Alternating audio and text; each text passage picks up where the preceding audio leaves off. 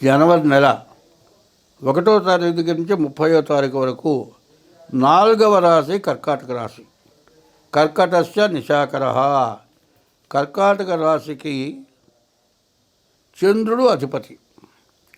ఎందుకంటే నవగ్రహాల్లో సూర్య చంద్రుడు ప్రధానమైనటువంటి గ్రహాలు. అటువంటి గ్రహాల్లో మరి చంద్రుడు ప్రధానమైన గ్రహం. అయితే ఈ రాశిలో పుట్టడమే చాలా విశేషం.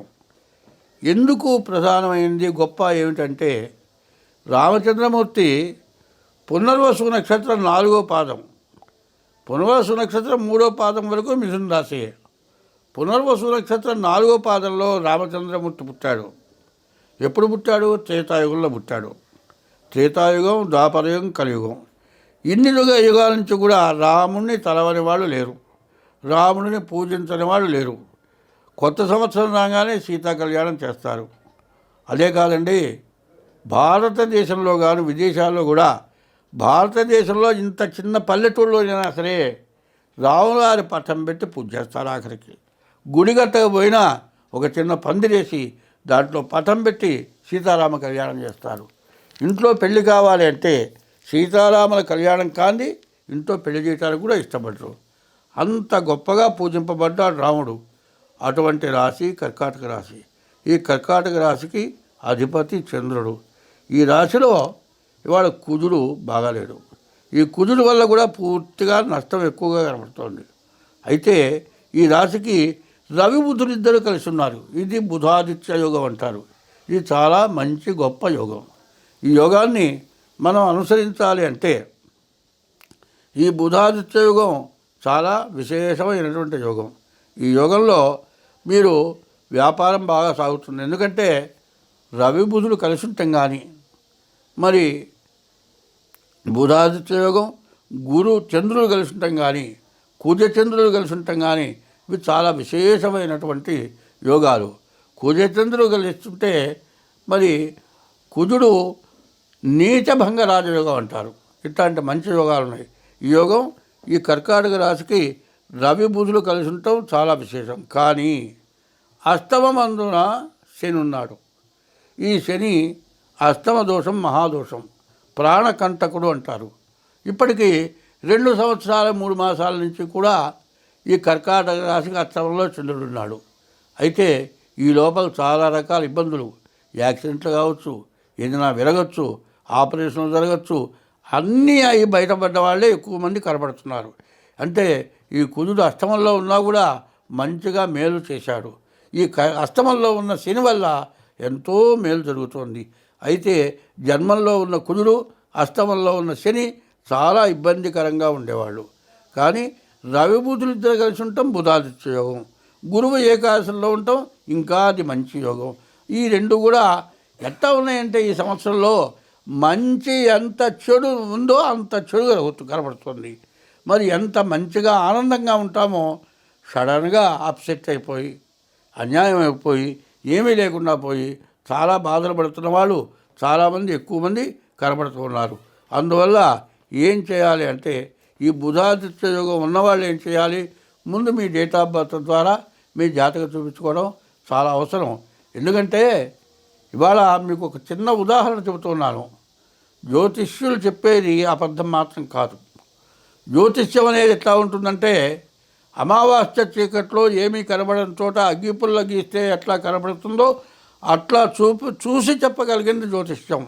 సాముద్రికం అంటే సముద్రం యువతల ఒడ్డును మనం ఉంటుంటే అవతల ఒడ్డు కనబడదు, అవతల ఒడ్డును చూడాలి. అది మరి ఏమిటంటే, ఇప్పుడు సాముద్రికం అంటే చాలా విశేషమైంది. ఎట్లాంటిదంటే 84 లక్షల జీవరాశులండి, దోమ దగ్గర నుంచి మనిషి వరకు. మనం 84 లక్షల జన్మలు ఎత్తిన తర్వాతే మానవ జన్మ ఎత్తాము.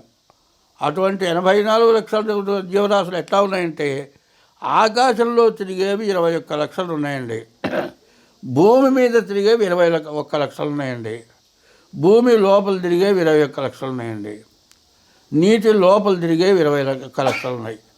మొత్తం 21 84 లక్షల జీవరాశులు. కానీ నీటిలో తిరిగేవి భూమి మీద, భూమి లోపల, ఆకాశంలో, నీటిలో ఈ 4 రకాల జీవరాశులు సముద్రంలో ఉన్నాయి. చూడండి, నాగకన్య అంటారు, మత్స్యకన్య అంటారు. ఇట్లా అన్ని రకాల స్వరూపాలున్న జీవరాశులు సముద్రంలో ఉన్నాయి. కాబట్టి ఆ సాముద్రికం చేయడం చాలా కష్టం. సాముద్రికం, హస్త సాముద్రికం, దాన్ని సముద్రంతో పోల్చారు. సముద్రం ఈదటం అంటే మాటల, సముద్రం ఈదటం చాలా కష్టం. సముద్రంలో ఉన్న జీవరాశుల పేర్లు చెప్పడం కష్టం. చాలామంది ఏం చేస్తారు, అరిచేతిలో మత్స్యరేఖ అంటారు, అదే గరుడ రేఖ అంటారు, అదే స్వర్ణరేఖ అంటారు.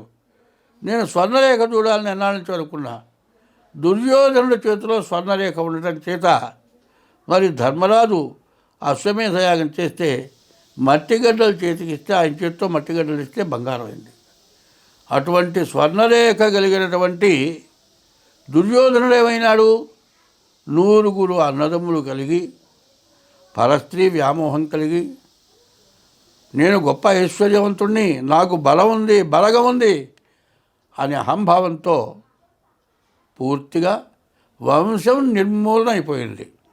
అందువల్ల ఎప్పుడు కూడా జ్యోతిష్యం ఎట్లాంటిదంటే, ఎప్పుడూ అహంకారపడద్దు, బాగున్నప్పుడు సంతోషపడద్దు, బాగాలేనప్పుడు దుఃఖపడకూడదు. ఎట్లా ఉండాలంటే, కష్ట సుఖములు కావడి కుండలు అన్నారు. పల్లెటూళ్ళల్లో కావిడి వేసుకొని నీళ్లు తెస్తారు. మనం ఒక చేత్తో ఒక బిందె తీసుకొని రావాలంటే రాలేము ఇంటికి. 2 చేతులతో 2 బిందెలు తీసుకొస్తే ఎట్టగా వస్తాం. కానీ ఈ బిందెలో నీళ్ళు సగం పోతాయి, ఆ బిందెలో నీళ్ళు సగం పోతాయి. ఇంటికి చేరేపటికి ఒక బిందె నీళ్ళే. అదే కావిడి వేసుకునే వాళ్ళు ఏం చేస్తారు, ముందు 2 బిందెలు పెట్టుకుంటాడు, వెనక 2 బిందెలు పెట్టుకుంటాడు. 4 బిందెలు కావిడి మీద బ్యాలెన్స్ తోటి వస్తాడు. సైకిల్ దుక్కేవాడు ఎట్టా వస్తున్నాడు, బ్యాలెన్స్. తను ఒక్కడే కాదు, ఇంకో మనిషిని ఎక్కించుకొని కూడా వస్తున్నాడు, అది బ్యాలెన్స్. అదే ఒంటరిగా మనిషి లేకుండా బ్యాలెన్స్ చేయకుండా సైకిల్ పోతుందా, బ్యాలెన్స్ లేకుండా కావిడి వస్తుందా? అట్లా జ్యోతిష్యం అనేది బ్యాలెన్సు. ఈ బ్యాలెన్స్ అనేది చూసుకోవాలి. ఈ బ్యాలెన్స్ చెప్పగలవాళ్ళు జ్యోతిష్యులు. నీకున్న చెడుని చెప్పి, నీకున్నటువంటి మంచిని చెప్పి, నీవు ఎట్లా బాగుపడతావో. చెడిపోకూడదు. 60 ఏళ్ళు వచ్చిందాక ఎవడైనా సరే బాగా సంపాదించిన తర్వాత సర్వస్వం కోల్పోతే తర్వాత ఏమన్నా చేయగలడా? దాంతో కుంగిపోతాడు, ఇక ఎందుకు పనికిరాడు, మంచానికి అంటుకుపోతాడు. అట్లా కాకుండా నీవు బాగుండాలి. వయసులో వాడైనా సరే చేతిలో ఉన్న దాన్ని పోగొట్టుకోవటం అంత అశ్రద్ధ ఇంకొకటి లేనే లేదు. కాబట్టి నీ చేతిలో ఉన్నదాన్ని నువ్వు జాగ్రత్త చేసుకోవాలి అనేటట్లయితే నీవు మాత్రం ముందు జ్యోతిష్యం తెలుసుకోవాలి, జ్యోతిష్యం ద్వారా నడవాలి. మరి మనం చేసేటువంటి ప్రవర్తన చాలా జాగ్రత్తగా ఉండాలి. ఇట్లా ఎవరైతే ఉంటారో ఈ కర్కాటక రాశి వాళ్ళు ఇన్ని రకాల మంచి పనులు చేయగలిగిన శక్తివంతులు. కాబట్టి ఈ చెప్పేది బాగా అర్థం చేసుకుంటారు, కాబట్టి వీరు జాగ్రత్తగా ప్రవర్తిస్తారు. కాబట్టి ఇంత వివరంగా చెప్పా. ఎందుకంటే వినగలిగిన వాళ్ళకి, చేయగలిగిన వాళ్ళకి చెప్పడం చాలా విశేషం. కర్కటస్య నిశాకర, అందులో పుష్యమే నక్షత్రం అని చెప్పారు. ఇజ్యాద్యవు తిష్య పుష్యేతు పూజితో గురునామక వాగీశామరేద్యచ్చ జీవో దివ పురోహిత. ఈ పుష్యమే నక్షత్రం కర్కాటక రాశి వాళ్ళు ఎవరైనా సరే ఎవరికైనా చెప్పగలరు, ఎవరినైనా మార్చగలరు, ఎవరినైనా మంచిగా తయారు చేయగలరు, అంత గొప్పవాళ్ళు అవుతారు. కాబట్టి ఈ కర్కాటక రాశిని ఇంత వివరంగా చెప్పడం జరిగింది. స్వస్తి.